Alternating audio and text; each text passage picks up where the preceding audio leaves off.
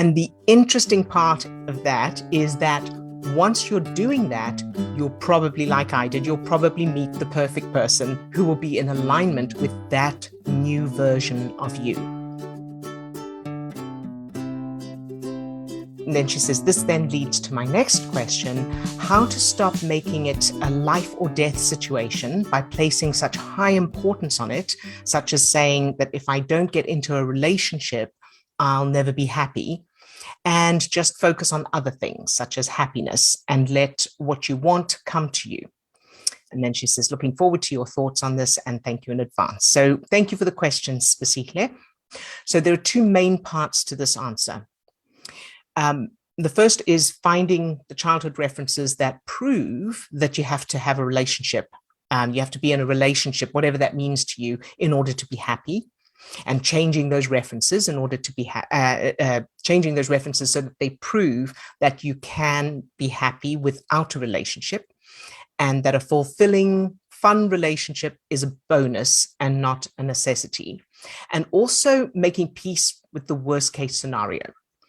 So to find out exactly what it is that's at the core of this belief and this pattern.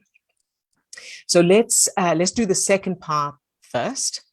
So ask yourself, what's the worst that can happen? So let's say, so worst case scenario. So let's say you never have the relationship you want, or maybe any relationship. What will happen then? What will you do? What will happen? So you mentioned that you won't be happy. So now, considering how you feel is created by chemicals inside you and not by anything or anyone outside of you, it's literally the chemicals in your own brain and body, whether you have a relationship or not, can't actually physically change how you feel.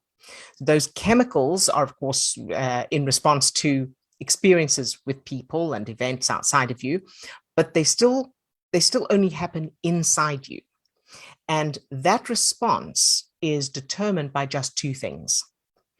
Firstly, the childhood references that give meaning to those experiences, and then secondly, where you're putting your focus in the moment. So ask yourself what it means to not have a relationship. So if you don't have a relationship, what does that mean in general? And what does it mean about you specifically? So I'm going to give you an example from my own experience as well. So in 2016, I'd been single for a long time, and I had taken my, I'd made peace with maybe I'll never have another relationship, and that's okay. So I certainly had no intention of getting married again. I became completely self-sufficient and happy on my own, and creating my own happiness and just enjoying life, just generally having fun and enjoying life and focusing on things that felt good to me independently of ever having a relationship. And of course, so that was 2016. In February 2017 is when I met Steve, and I was not looking for a relationship.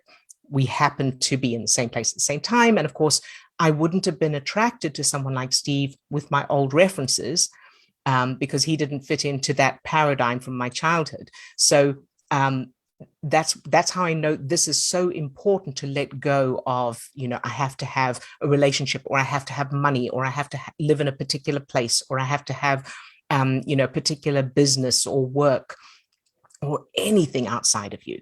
So create the state inside you first, and then you will automatically be drawn to the circumstances and the people that will be in alignment with that new state of, the new self-image and worldview.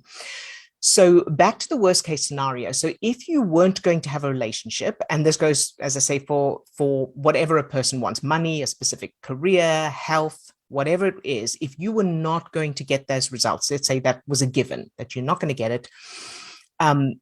So if that's what's going to happen and it's beyond your control, then, so you don't have any control over that, that is going to happen or not going to happen. You then have a choice of, you can't have a choice of whether that happens or not, but you do have the choice of how you experience that situation. So you can keep whatever meaning has been assigned to it for now, now because of your childhood and stuff. And you can keep, you can keep the meaning that's been assigned to it now, and that feels bad, with all of the negative feelings and the thoughts that go with it. And you can not enjoy your life, and you've got those results anyway, however you're feeling. So you can stay with bad feeling, or you can find a way to enjoy what you do have. In other words, you can focus on your power to create the feelings of happiness inside you by focusing on things you love, things you enjoy, things you find fun, and things that are within your control. And of course, the new childhood memories that support that way of living. And the interesting part of that is that once you're doing that, you'll probably, like I did, you'll probably meet the perfect person who will be in alignment with that new version of you. So I hope that answers your question. Thank you so much for asking it, because I know that it will help others, because it applies not just to relationships, but to any results that someone is hoping to achieve.